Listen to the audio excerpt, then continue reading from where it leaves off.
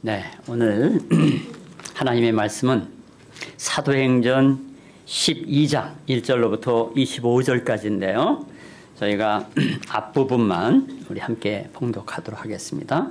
사도행전 12장 함께 펴시고 1절로부터 5절까지 했습니까? 네, 5절까지 저하고 여러분이 교독하겠습니다. 제가 먼저 봉독합니다. 그때에 헤롯 왕이 손을 들어 교회 중에서 몇 사람을 해하려 하여 유대인들이 이 일을 기뻐하는 것을 보고 베드로도 잡으려 할세 때는 무교절 기간이라.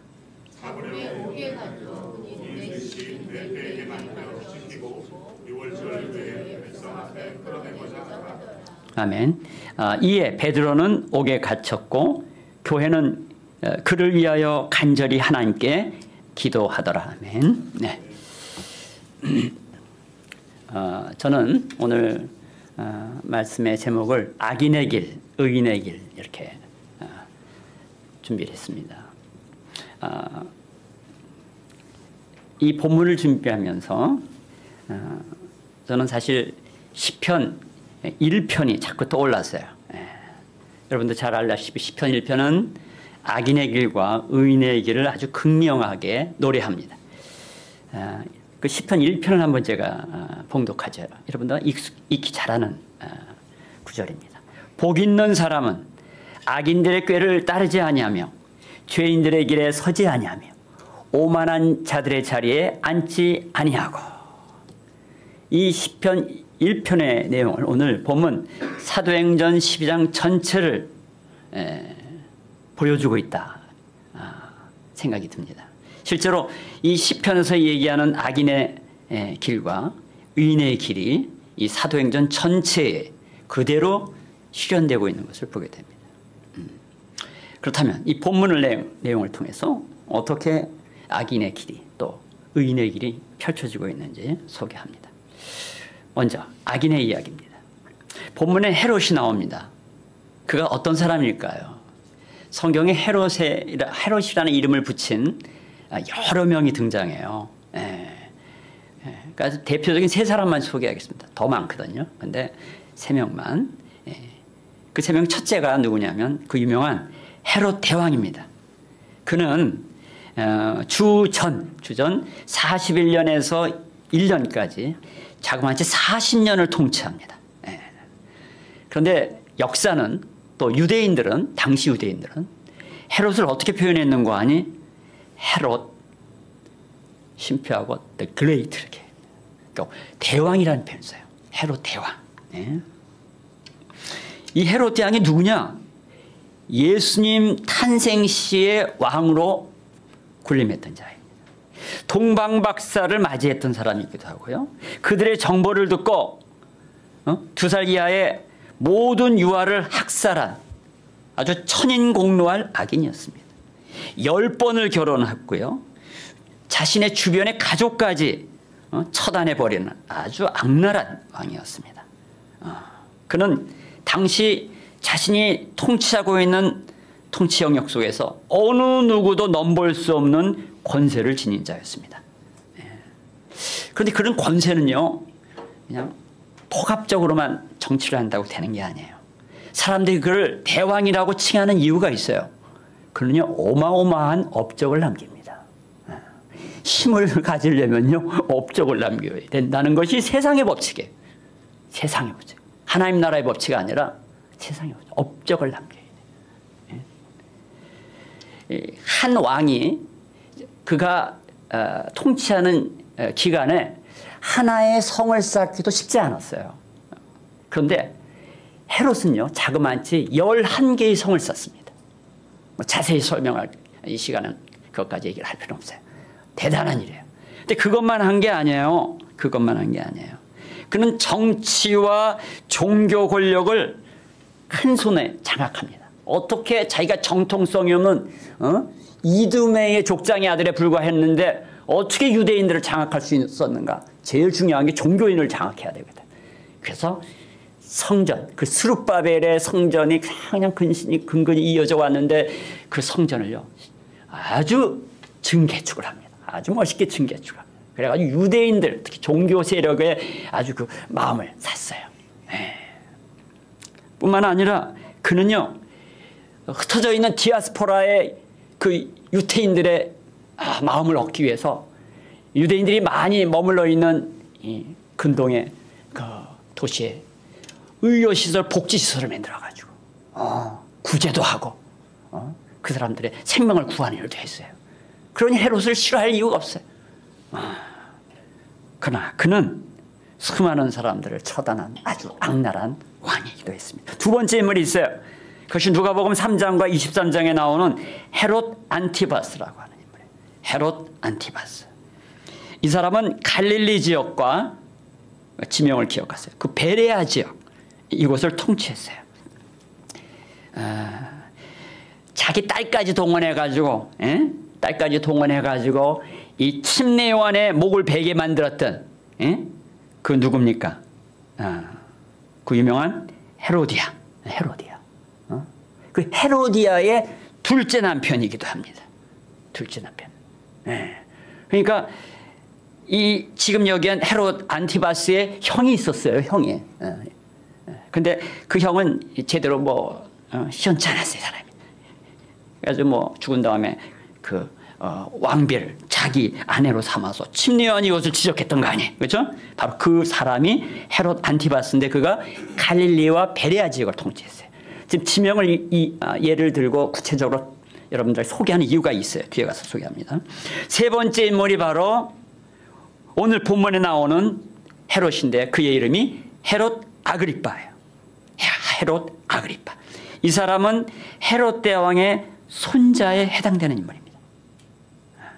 그의 아버지가 아리스토블로. 그 아리스토블로도 이 헤롯의 아들이었죠. 근데 시원치 않았어요.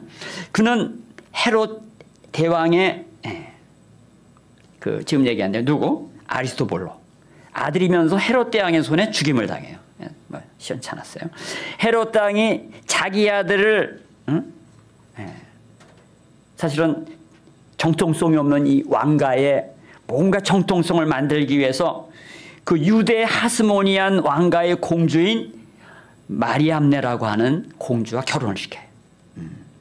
근데 그 지금 얘기한 헤롯 대왕에 의해서 죽임을 당한 아리스토블로와 바로 이 유대 왕가의 공주가 마리암네가 결혼해서 낳은 아들이 누구다?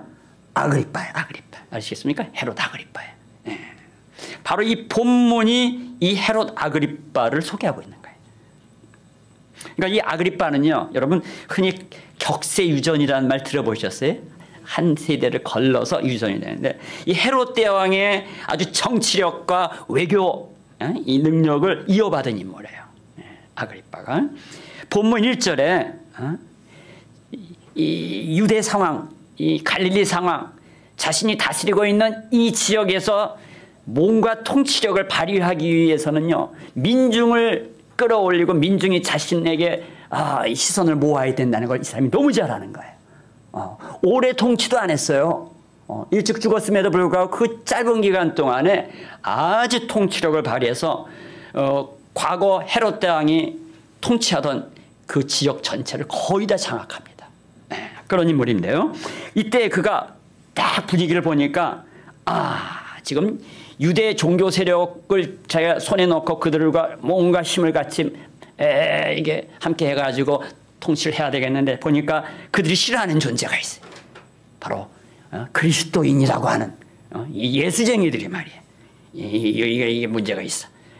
그래서 교회에 예루살렘 신앙공동체 몇 사람 지도자급을 처단하려고 하는 거예요. 그러니까 일을 꾸미는 것입니다. 이것이 지금 오늘 본문의 이 배경을 이루고 있습니다. 그래서 그는 첫째로 누구의 목을 칩니까? 바로 야고보의 목을 치고 이것을 통해 여론을 조성하려고 한 거예요. 자, 여러분, 이 신앙의 공동체가 역사적으로 이런 정치적 음모의 희생자들이 되는 예는 너무 많아요. 예? 지난번에 제가 위그노 이야기 했지 않습니까? 근데 이 위그노 이야기와 관련된 조금 그 배경을 좀 설명할게요. 그 유명한 16세기의 이 프랑스라고 하는 것은요, 정치적인 왕가들 안에서의 그 파벌 싸움과 그냥 누가 왕으로 세워지느냐 이 문제로 그 16세기 전체가 아주 소용돌이 쳤습니다. 아주 복잡한 거예요. 그러니까 이 왕비들이 힘 있는 왕비들이 많거든요. 여자들이 오래 사니까 남자들이 죽다 말이에요. 그러면 그걸 섭정을 하는데 그 다음 세대까지 다음 왕이 누가 될 거 내 아들이 왕이 돼야지만 그걸로 끝나는 게 아니야. 왕들이 금방금방 죽으니까 그 다음에 왕을 누가 세울까를 이걸 다 이 왕가의 이 어떤 구도를 잡습니다. 이때에 이 공주가 있는데 공주의 남편이 부마지 않습니까? 근데 부마가 힘이 너무 센 사람들이 이 부마가 되면 또 골치 아프거든.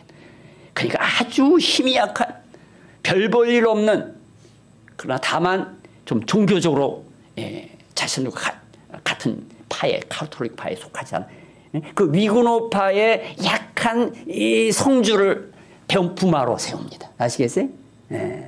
그게 바로 앙리 드 니바르라고 하는 인물이에요. 이 프랑스 전역에 여러 성주들이 있는데 귀족들이 있는데 그 중에서는 아주 약한, 그리고 그를 맞이하여 자기 딸의 결혼식에 수많은 위그노들을 초청합니다. 귀족들을. 그리고 그들을요 한 방에 제거해버려요. 그게 바로 위그노의 성 바돌롬의 축일 학살 사건이라고 지난번에 얘기를 드렸죠. 여기까지는. 근데 교회 사가들이 이걸 연구해 보면 왜 이런 고통의 시간들을 프랑스는 맞이해야만 했을까? 이게요 단순한 얘기가 아니에요. 교회가 정치적으로 사회적으로 결탁하고 있었다는 거예요. 특별히 그 귀족층을 중심으로 지배 세력들을 중심으로 파벌 싸움에 이 종교적인 배경들이 뒤에 다 깔려 있어서 서로 이게 얽혀 있었다는 거예요. 얽혀 있었다. 이것을 교회 사가들은 밝혀내고 있는 것입니다. 그 16세기 내내 위그노와 카톨릭 간의 전쟁이요 9차례 이상 일어납니다. 단순히 요거 한 사건이 아니에요. 결론은 어떻게 되냐?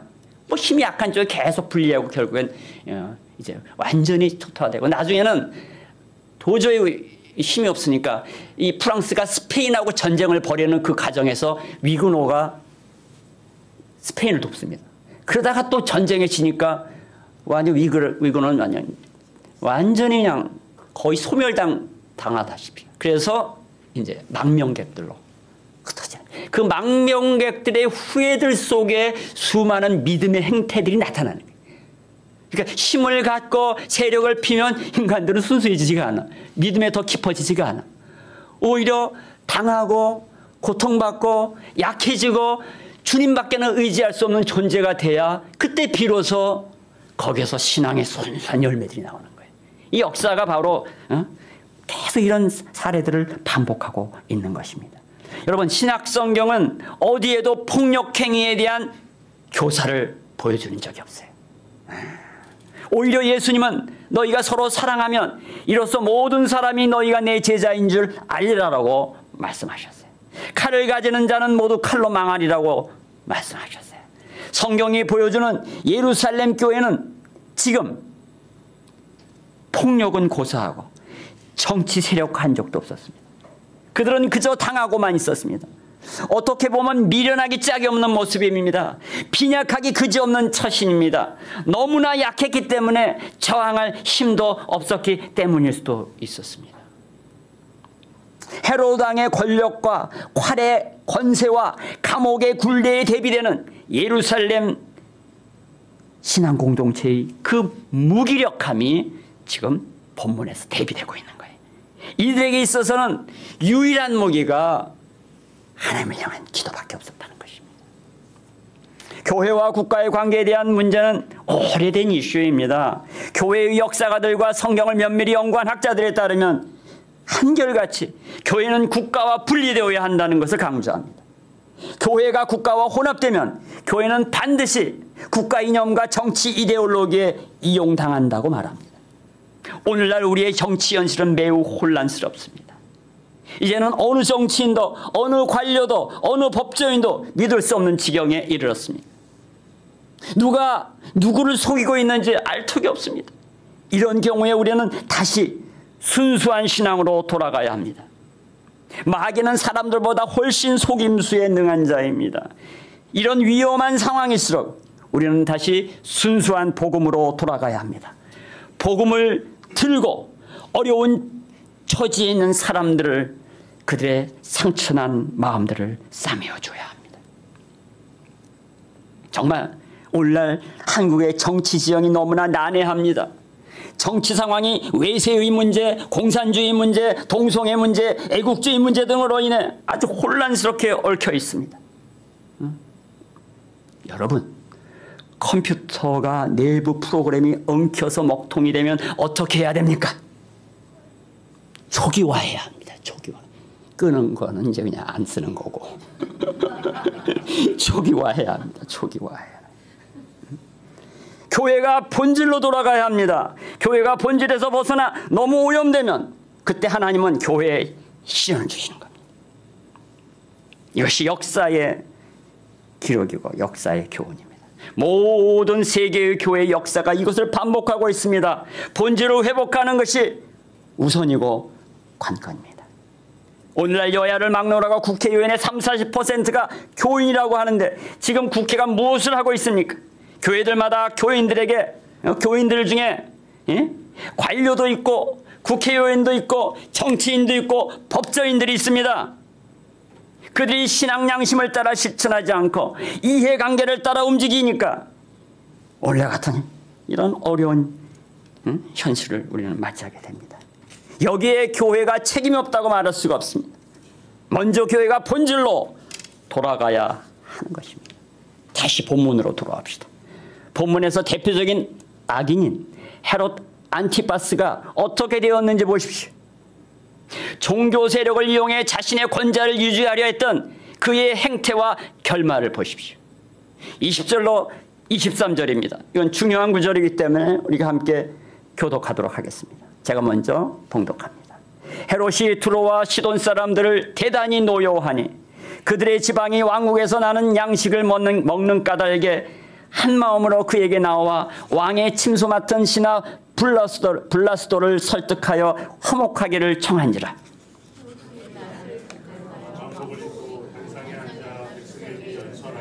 백성들이 크게 부르되 이것은 신의 소리요 사람의 소리가 아니라 하거늘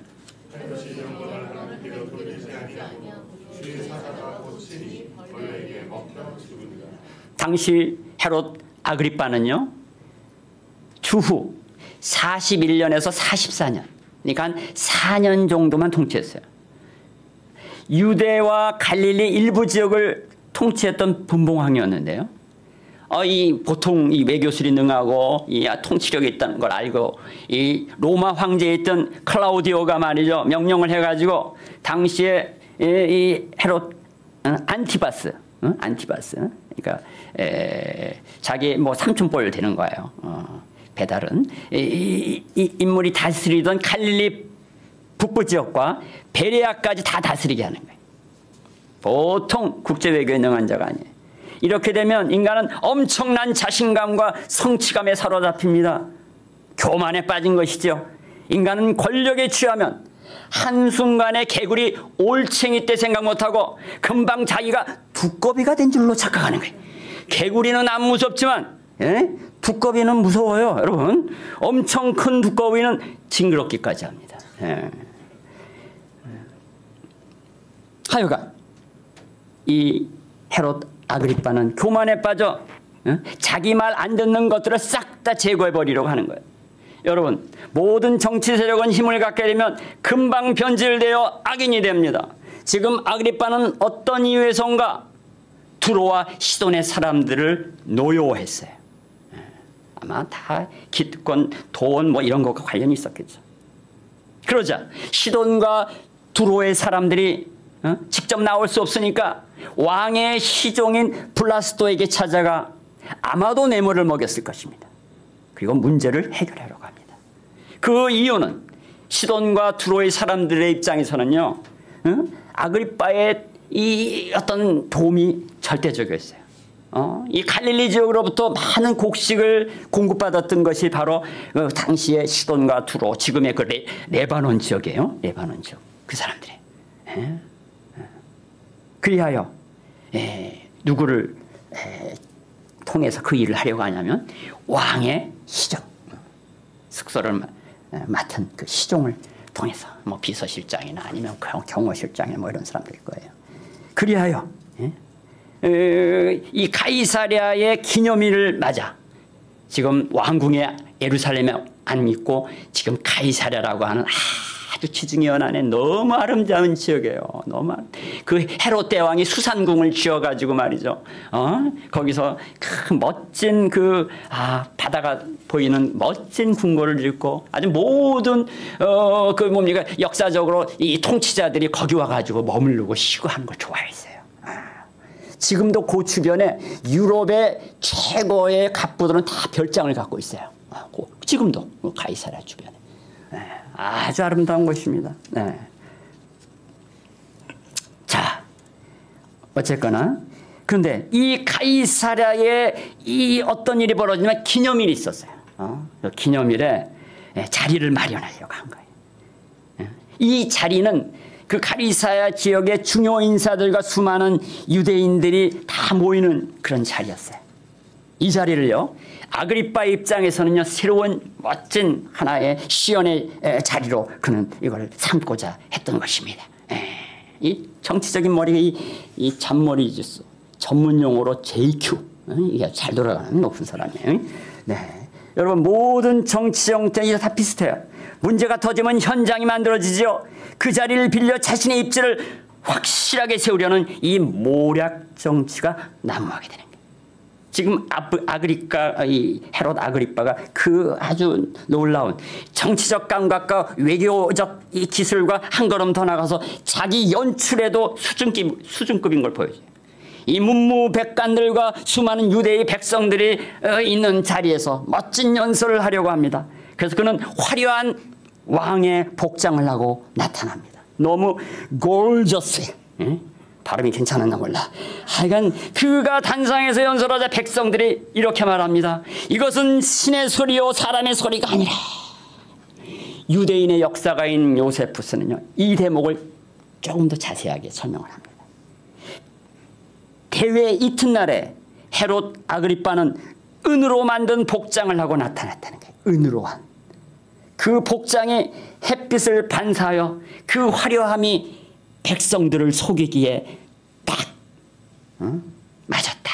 백성들을 그를 보고 신의 현현이라 착각을 일으킬 정도로 아주 적절한 연출이었다. 이렇게 얘기합니다. 자, 맞습니다. 그런데 성경은 뭐라고 얘기합니까? 그 다음 구절에 누가는 이렇게 기록합니다. 헤롯이 영광을 하나님께로 돌리지 아니하므로 주의 사자가 고치니 벌레가 먹어 죽었느라. 이렇게 표현합니다. 요세푸스는 이 내용을 좀 더 자세히 기록합니다. 누가가 말한 대로 헤롯이 하나님이 아니라 자신에게 영광을 돌렸다는 걸 기록하면서 그걸로 인하여 하나님이 그를 심판했다라고 기술을 합니다. 그러면서 조금 더 자세하게 심한 통증이 그에게 일어나 왕궁으로 옮겨졌으나 거기서 닷새 후에 죽었다. 누가는 뭐라고 표현하냐? 충이 먹었다. 한 주석가는요, 현대의학자의 말을 빌어 이 헤롯 아그리빠가 기생충에 의한 급성 장폐색증으로 죽었을 것으로 추정합니다. 하여간 자신의 능력을 과신하고 자기의 힘을 자랑하며 스스로 영광 받으려 했던 헤롯 아그리빠는 한순간에 죽음에 이릅니다. 하나님의 영광을 가로챈 자들의 결말입니다. 이것이 악인의 결말입니다. 이것이 시편 1편이 얘기하는 악인의 꾀, 죄인의 행동, 오만한 자의 자리에 올라가 앉은 사람들의 마지막인 것입니다. 시편 1편의 그 마지막 절은 그래서 이렇게 마무리하지 않습니까? 악인들의 길은 망하리로다. 헤롯 아그리빠가 바로 이 악인의 길을 보여주는 전형입니다. 권세는 하나님 앞에서 아무것도 아닙니다. 한순간에 사라질 수 있습니다. 오늘날 정치 권력을 잡겠노라고 무대에 오른 수많은 정치꾼들이 사람들을 선동합니다. 그들의 선동에 속지 않으려면 여러분, 그가 하나님을 의식하는 자인가 아니면 교회와 기독교를 이용하려는 자인가를 확인해야 합니다. 그들이 하나님을 말로만 빙자하지 사실은 정말로 하나님의 사람답게 살지 못하고 있는 사람들을 구별해내야 합니다. 사람들은 누가 권세를 잡는지에 매우 관심이 많습니다. 저도 어제 늦게까지 기다리다 그냥 잤습니다. 물론 누가 세워지느냐에 의해서 우리의 삶이 너무나 달라지기 때문입니다. 그게 사실입니다. 그러나 모든 역사의 주관은 하나님이십니다. 이것을 믿어야 합니다. 그런데요, 오해하지 마십시오. 어떤 권력자가 세워지면 그 사람을 하나님이 직접 세우셨다, 단순히 그렇게만 생각할 수는 없습니다. 누가 세워졌든 하나님은 자신의 나라를 자신의 방법으로 펼쳐가실 것이라는 믿음을 가져야 한다는 거예요. 우리는 하나님을 믿어야 돼요. 자, 저는요, 세상 나라와 하나님 나라를 이걸 좀 대비시키고 이거를 좀 이해하는 데 도움이 될 만한 묘사가 뭐가 없을까 늘 생각했어요. 늘 생각했어요.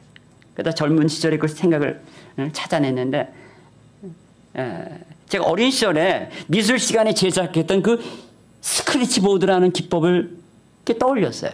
참 그게 맞는 것 같아요. 색깔 있는 그림을 먼저 그리고 그 위에 크레파스로 까만 칠을 합니다. 그리고 나서 날카로운 도구로 긁어서 그리는 그런 기법입니다. 하나님은 이미 자신의 계획을 가지시고 멋진 작품을 완성해 놓으셨어요. 그 위에 이제 까맣게 덧칠이 되어 있을 뿐입니다. 사람들은 자기가 원하는 대로 날카로운 도구로 그림을 그립니다. 제멋대로 그림을 완성해 갑니다.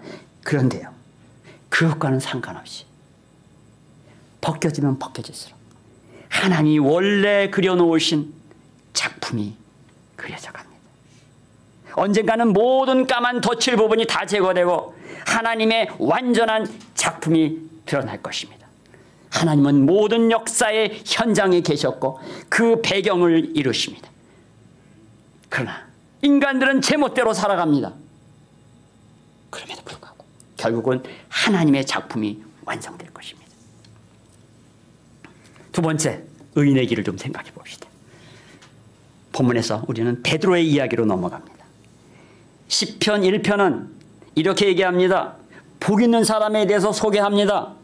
그런데요, 6절에 보면 그 복 있는 사람에 대한 이야기가 의인의 길이라는 표현으로 묘사되고 있습니다. 의인의 길은 복 있는 사람들이 보여주는 삶을 말합니다.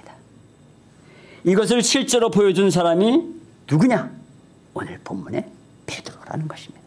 사실 헤롯 아그리빠는 야고보를 처형하고 나서 이제 베드로까지 처형하려고 했어요.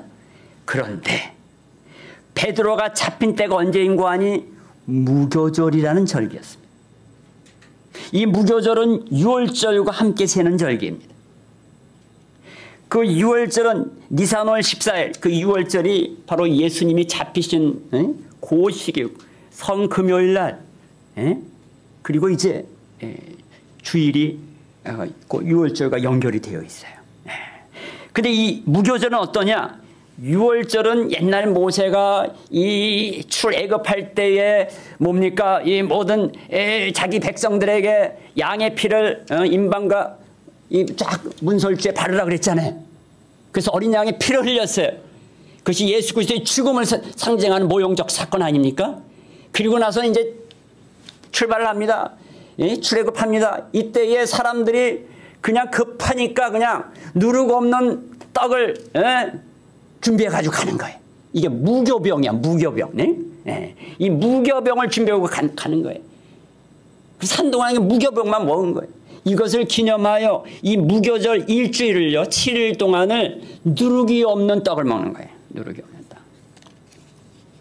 자, 그것을 무교절로 지켰어요. 그런데 반드시 누룩이 들어가면 안 돼요. 그런데 이 무교절에는 상징적인 매로 같은 거 똑같은 것이면 재판이나 형 집행을 할 수가 없었어요. 이런 연고로 헤롯은 베드로의 형 집행을 연기한 것입니다. 자, 여기 중요한 현실 이야기로 정리해 봅시다. 우리는 매 순간 현실 사회에서 우리에게 닥치는 수많은 사건 사고를 맡게 됩니다. 어떤 것은 나쁜 일이고 어떤 것은 우리를 우울하게 하는 일이고 어떤 것은 우리를 슬프게까지 합니다. 물론 가끔 이 비극 속에서도 약간의 희극이 있기도 하죠. 예? 여러분, 아르헨티나 그냥 무너져 가는데 갑자기 메시가 그냥 골을 넣어가지고 월드컵에서 우승하면서 갑자기 죽어가던 아르헨티나가 그냥 숨통이 열렸다는 거 아니에요. 예? 뭐 인생에 이런 약간의 희열을 허용하시는 거예요. 예. 뭐 그런 것도 없이 우리가 어떻게 인생을 살겠어요. 그러나 잘 보십시오. 헤롯 아그리빠라고 하는 정치 권력자의 이 변화무쌍한 변덕, 주변의 기득권자들의 이해관계, 예? 먹고 살아야 될 식량 농민들과 외국의 수입업자 사이의 이해득실, 이런 복잡한 요인들이 뒤섞여서 세상은 돌아갑니다. 여기서 항상 뒤처지는 사람이 있고 앞서면서 남들보다 더 많은 이득을 얻는 사람들이 있습니다. 그러다가도 한순간에 모든 것이 뒤집어지기도 합니다. 사람들은 이것을 복골복이라 이렇게 얘기합니다. 제가 어렸을 때 이 단어가 무슨 뜻인가 몰라가지고 참 오랫동안 어렸을 때, 아주 어렸을 때 좀 고민했어요. 그래서 나중에 찾아보니까 이런 뜻이더라고요. 일이 엉망이 되어서 꼬여서 복잡하게 얽힌 상황, 이게 복골복이래요. 예? 지금 처음 하신 분도 계실지 몰라 혹시. 예. 자, 이거는요 소고긴 하지만 인간 타락 이후에 창조 질서가 훼손되어 버렸어요.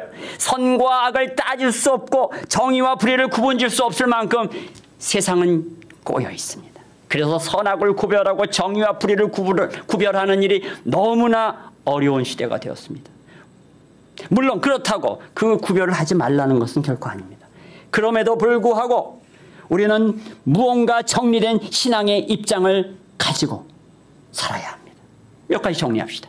우선 첫째로 하나님이 세상의 주인이시고 그분이 주권적으로 역사하신다는 말 믿으면서도 또한 오해하지 말아야 합니다. 여러 배경을 고려해야 합니다.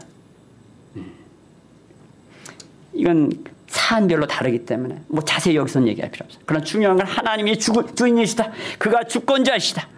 그러나 모든 현상 하나하나를 하나님이 기계적으로 딱딱 무슨 이렇게 생각할 수는 없다 이거예요.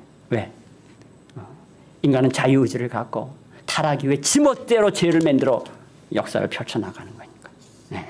두 번째, 일단 세상은 하나님이 주인이시지만 인간 타락 후에 세상은 저주를 받아 마귀가 일부 시효지배하고 있다. 이 사실을 우리가 놓쳐서는 안 돼. 그러니까 어느 시대, 어느 사회, 어떤 환경에서도 마귀의 준동은 있다는 거예요. 지금 오늘 본문에서 그것이 믿는 자들, 즉 예루살렘 교회까지 영향을 주고 있는 사실을 우리는 목격했습니다. 그런데 마귀는 직접 하나님의 사람들을, 하나님의 충성된 종을 건드릴 수는 없어요. 그래서 그가 사용하는 그 도구가 있으니 그것이 악인들의 손입니다. 셋째로 하나님의 사람들은 시편 1편의 말씀을 기억해야 합니다. 복 있는 의인의 길이 있다는 것입니다. 그것은 악인의 꾀를 따르지 않는 겁니다. 죄인의 길에 서지 않는 것입니다. 오만한 자들의 자리에 앉지 아니하는 것입니다. 이게 무슨 말인지 또 자세히 알기 위해 우리 본문의 베드로의 사건으로 들어가 봅시다. 마귀는 헤롯을 통해 야고보를 제거했습니다. 이 대목에서 여러분 당황하지 마십시오. 그가 죽임을 당했다고 하니 하나님이 예루살렘 교회를 안 지켜주신 것으로 오해하지 말아야 된다는 거예요.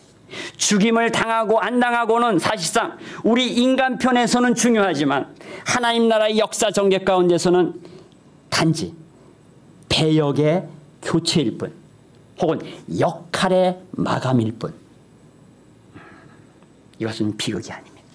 절대 야고보는 실패자도 낙오자도 탈락자도 아닙니다. 역할 마감으로 무대에서 내려온 것일 뿐입니다. 다음 베드로가 잡힙니다. 이 장면에서 지난번처럼 미리 좀 천사를 보내가지고 도망가게 하셨으면 좋을 텐데 이건 우리의 생각일 뿐입니다. 이 부분이 뒤에 다시 나누겠습니다만 하여간 감옥에 들어갑니다. 그런데 감옥에서도 우리 사랑하는 베드로님은 푹 잡니다. 감옥이든 감람산이든 고개만 되면 푹 주무십니다. 네. 근데 재미나는 건 그 고온이 잠들어 있는 베드로 양쪽으로 경비병들까지 같이 잡니다. 역사 현장에 아무도 의식하지 못하고 있는 그 순간 하나님은 놀라운 일을 항상 이루십니다. 하나님은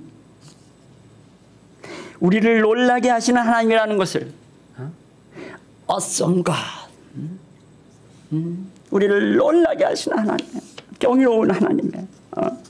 천사가 나타나 베드로의 옆구리를 발로 찹니다. 웬만큼 흔들어 깨우면 안 일어날까 봐 베드로의 옆구리를 걷어찹니다. 잘 때 여러분 항상 옆구리를 조심하시기 바랍니다. 걷어채이는 수가 있어요. 채이기 전에 얼른 깨어나시기를 바랍니다. 하여간 천사가 그의 채사들을 스르르 풀어줍니다. 우리 인생에 우리를 억제하고 괴롭히는 채사들이 있습니다. 하나님의 천사를 보내셔서 하나님이 스르르 풀어주는 기적의 역사를 우리가 경험하는 축복이 우리의 생애 속에 함께하기를 기원합니다. 그때까지는 주님 안에서 푹 자세요. 잠을 취하십시오.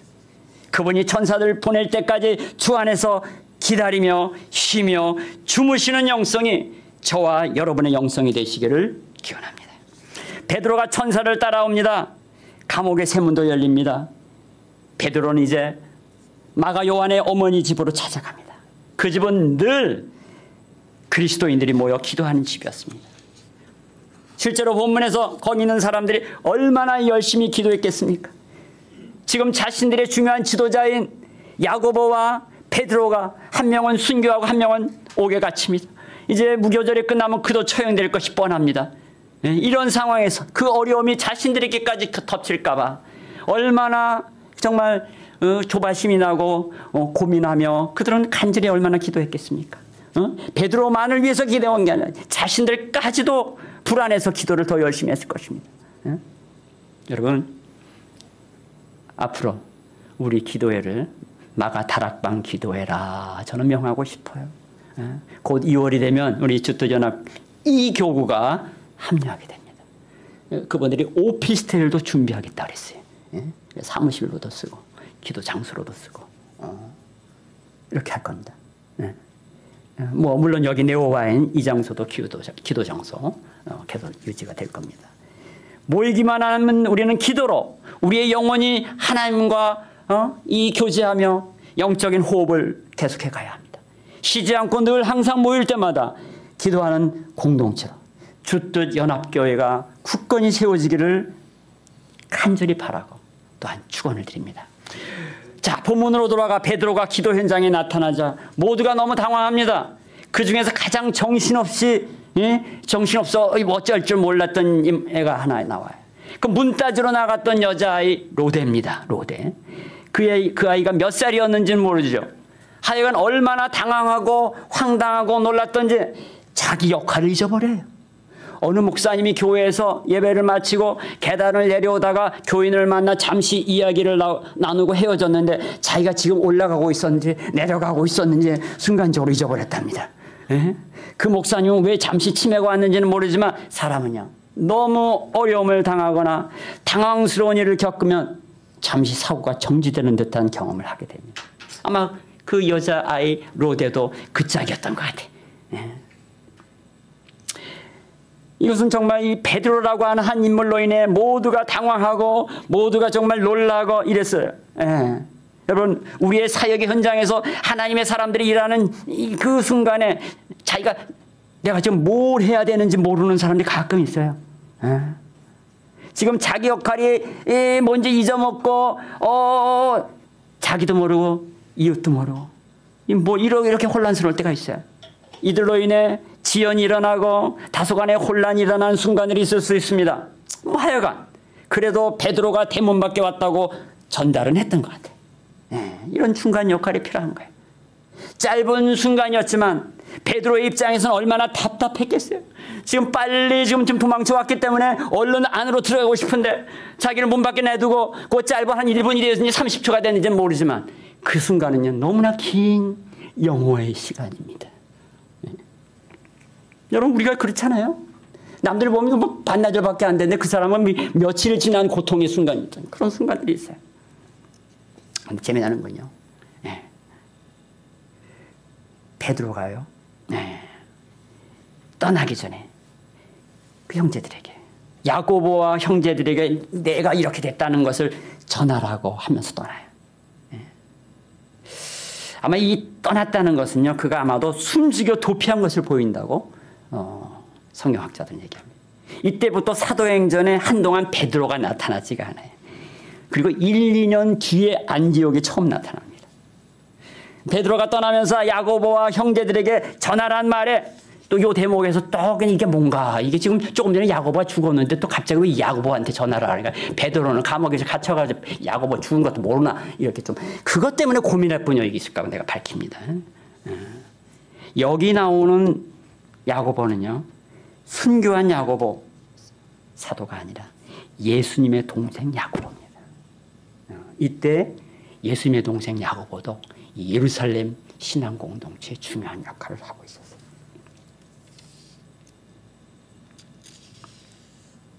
하여간 베드로가 집에 들어와 이야기하기까지의 과정에 흥미로운 점들이 눈에 띄어요. 하나님은 우리가 해결할 수 없는 일들을 다 하시고 물밑 작업을 하듯이 조용히 섭리해 가신다. 역사의 중요한 순간에 하나님은 결코 침묵하는 것이 아닙니다. 그분은 시끄럽게 일하는 분이 아니에요. 오히려 하나님은 역사의 현장 속에서 우리를 대신해서 해주실 그런 물밑 작업을 하고 계신 겁니다. 그러므로 우리는 천폭적으로 하나님을 의지하며 기도하는 것이 필요합니다.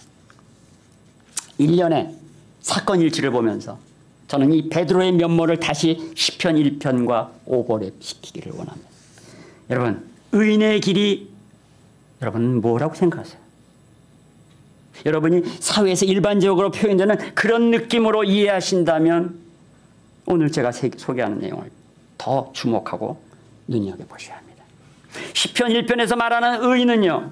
악인의 꾀를 따르지 않는 사람이라고 말씀드렸습니다. 죄인의 길에 서지 않는 사람이라고 말했습니다. 오만한 자의 자리에 앉지 않는 사람이라고 말씀드렸습니다.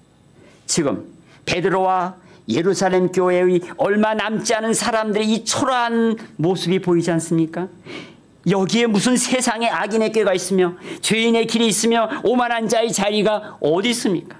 오히려 그것과는 대조됩니다. 근데 이들은요. 하나님이 인정하시는 의인의 무리였습니다. 과거에 베드로는 칼을 차고 다닐 정도로 힘을 좋아했던 사람입니다.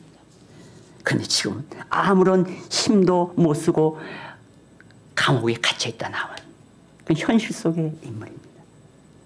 지금 한 지도자가 순교하고 또 한 지도자가 잡혀간 상황이었던 그 순간 속에 하나님의 도우심만을 간절히 바라며 그 마가의 다락방에 기도했던 그 기도자의 모습을 연상해 보십시오. 이것은 그야말로 약함의 자리에 있는 사람들의 모습입니다. 여기 무슨 악한 모의와 죄인들의 행동과 오만한 자의 태도가 어디 눈꽃만큼이라도 끼어들 수 있는 여지가 어디 있습니까? 그런데요, 이런 무채색의 담백한 모습, 오직 하나님의 말씀에 기초하여 그분이 현실 역사 이면에서 주권적인 역사를 펼치실 것에 대한 신앙 고백적 자세와 기도, 이런 추구가, 이런 것을 추구하는 모습이 하나님이 인정하시는 의인의 길이라는 거예요. 의의 대신 여기서 말하는 의인은 바로 주님을 의지하는 모습인 것입니다. 그가 진정한 완전한 의의 주인이시기 때문입니다. 시편 1편 2, 3절을 한번 다시 보십시다. 오직 여호와의 율법을 즐거워하며, 바로 의인이 이렇다는 거예요. 복 있는 사람이, 의인의 길을 가는 사람이 이렇다는 거예요. 오직 여호와의 율법을 즐거워하여 그 율법을 주야로 묵상하는 도다. 이겁니다. 의인이 살아가는 길은 하나님 말씀에 집중하고 하나님의 뜻에 초점 맞는 삶을 보여주는 것입니다. 3절에 그는 시냇가에 심은 나무가 철을 따라 열매를 맺으며 그 잎사귀가 마르지 아니함 같으니 그가 하는 모든 일이 형통하리로다. 이것은 의인의 삶을 보여줍니다. 의인의 삶은 하나님으로부터 오는 생명을 공급받아 정확히 그 생명의 특징을 반영하는 열매를 맺는 삶이라는 것입니다. 여기서 열매는 내가 원했던 바로 그 결과를 얻는 것이 아니에요. 이 열매는 세속의 열매가 아니라는 것은 분명합니다. 이것은 하나님의 생명의 열매입니다. 수많은 교인들이 여전히 복 있는 사람이라 하면 통속적인 복 개념, 그저 오복을 얻는 길이라고 생각합니다. 이렇다 보니 교회 강단에서조차 이런 식의 복을 부추기는 경향이 큽니다. 물론 잘 들어보세요. 우리가 하나님의 창조 질서 회복의 역사 속에 동참하다 보면 온갖 저주스러운 현상에서 벗어나 부산물로 우리 인생에 좋은 일이 찾아올 수도 있어요. 그러나 이런 것은 부산물이에요. 오히려 미혹거리가 되기도 합니다. 그런 것이 너무 자주 나타나면 오히려 신앙에 도움이 되지 않아요. 그러므로 그런 것을 잘 관리해야 됩니다. 관리할 수가 없는 사람이라면 오히려 하나님은 그들에게 그런 일들이 그 부산물들을 가져다 주지 않으실 수도 있어요.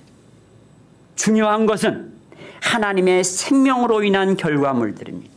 지금 예루살렘 교회 상황에서 그들에게 나타나야 될 이 생명의 열매는 무엇인가 주목하시기 바랍니다.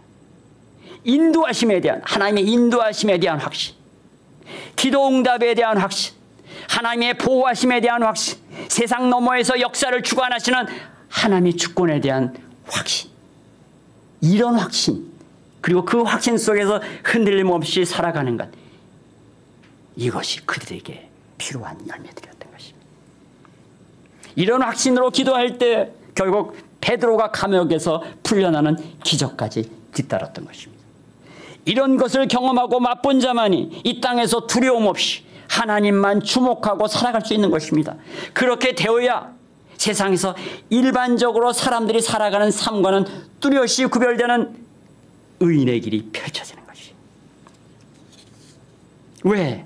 이 시점에 하나님은 야고보의 순교와 베드로의 구금 사건을 허용하셨을까요? 다시 한번 점검해 봅시다. 여기에는 분명히 하나님이 예루살렘 교회를 향해 확보해 가시려는 의도된 의미가 담겨 있습니다. 두 사건을 한 번 더 검토해 봅시다. 순교한 야고보는 어떤 인물입니까? 예수님이 그와 그의 동생 요한을 가리켜 우리의 아들들이 보아노게라고 말씀하셨어요. 보통 성격들이 아니란 거죠. 누가복음 9장 54절에 보면요, 이 예수님이 제자들과 함께 사마리아의 한 마을에 들어갑니다. 근데 그 마을 사람들이 예수님을 받아들이지 않아요. 그랬더니만 야고보와 요한이 화가 나서 주여, 우리가 불을 명하여 하늘로부터 내려 저들을 멸하라 하기를 원하십니까? 아주 자기네들 갑자기 뭔가 좀 경험들을 하고 나니까 그냥 힘이 생겨가지고 뭔가 그냥 한 성격들을 하고 있어요. 한 성격들.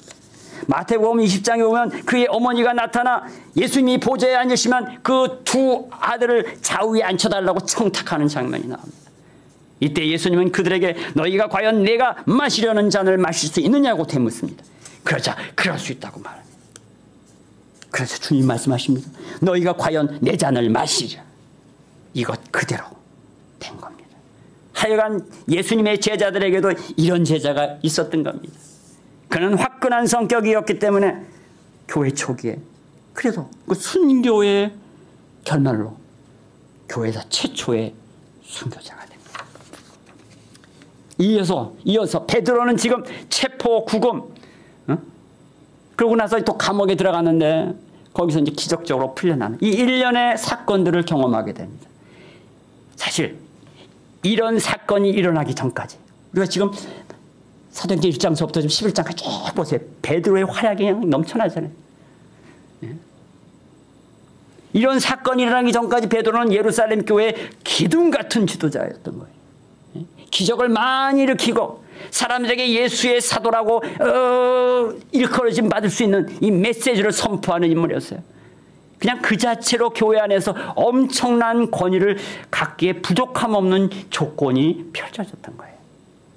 사실 이것은 교회로 보나 베드로 개인으로 보나 위험한 조건이었어요. 하나님은 이 상황에서 유대 나라를 다스리는 헤롯 아그리빠 같은 악인을 사용하십니다. 이것은 예루살렘 교회 모두를 겸손하게 하고 오로지 하나님만 의지하고 주님께 집중하는 의인의 공동체가 되게 하시려는 것이었습니다. 베드로나 또 다른 지도자가 중심이 아니라 세상 가운데 약함의 자리에서 하나님의 강함을 의지하여 살아가는 공동체가 되게 하셨다는 것입니다. 우리가 추구해야 될 의인의 길은 강함의 자리가 아니라 약함의 자리입니다. 그 자리에서 기도를 배우고 말씀에 집중하는 것을 배우고 어떤 위험에서도 주님만 의지하는 것을 배워야 합니다. 그렇게 할 때 하나님은 생명을 공급하십니다. 이 생명이 신앙 공동체를 견고하게 만듭니다. 이것이 그 박해의 시기에 맺게 되는 공동체의 열매인 것입니다. 이 견고함을 위하여 하나님은 예루살렘 교회의 어려운 사건을 허용하셨던 것입니다. 오늘 저는 설교를 마무리하면서 그 다음 사실 24절 25절에 나오는 이제 베드로의 시대는 잠시 뒤처지고 새로운 인물이 등장합니다. 바울입니다.